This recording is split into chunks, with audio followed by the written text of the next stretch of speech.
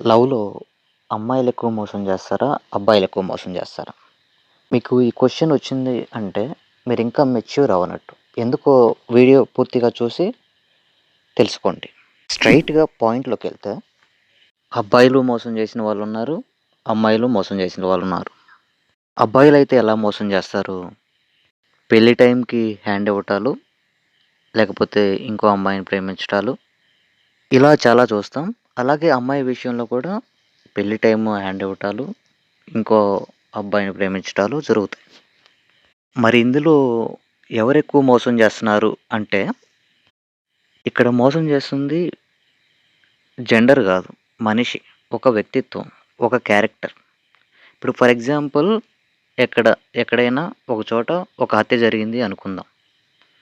అక్కడికి పోలీసు వెళ్లి చెక్ చేసి ఆధారాలన్నీ సేకరించి, అబ్బాయి అయితే పురుషులందరినీ బొక్కలో వేయాలి.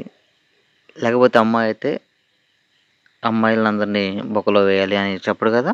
ఎవరు చేశారో పర్టిక్యులర్‌గా వాళ్ళనేస్తారు.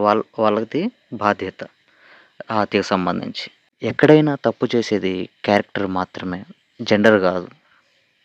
ఎవరైతే ఒక తప్పుని జెండర్‌కి ఆపాదిస్తారో వాళ్ళ వ్యక్తిత్వమే వంకరగా ఉన్నట్లు. మీకు గనక వీడియో నచ్చితే లైక్ చేయండి.